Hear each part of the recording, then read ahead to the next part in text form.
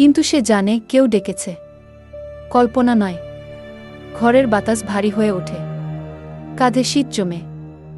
রাত ৩টা। তামিম ঘুমোতে পারে না। ঘড়ির কাঁটা কানে বাজে। হঠাৎ আবার সেই কণ্ঠ।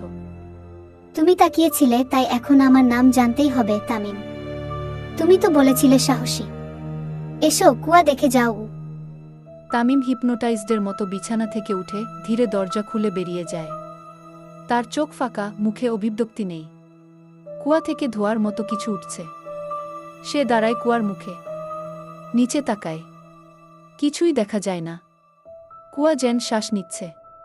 কুয়া থেকে তার নিজের নাম ভেসে আসে, তামিম গ। দাদির হঠাৎ ঘুম ভেঙে যায়। বাইরে দরজা খোলা, কুয়ার পাশে ছায়া। সে ছুটে যায়। তামিম নেই, শুধু তার স্যান্ডেল আর মোবাইল কুয়ার পাশে পড়ে আছে। মোবাইলে শেষ রেকর্ডিং। তামিম তাকিয়ে আছে কুয়ার ভেতর, মুখ ধীরে ধীরে ফিকে হয়ে যাচ্ছে। চোখে নেমে আসছে ছায়া। আর শেষ কথাটা ক্যামেরায় রেকর্ড হয়। আমি এখন জানি ওর নাম। ও আমাকে এখন মেরে ফেলবে। পরদিন গ্রামের লোক আসে, পুলিশ আসে। তারা দেখে কুয়ার ভিতরে একটা ডাইনি। এরপর থেকে গ্রামের কেউ আর সেখানে যায় না।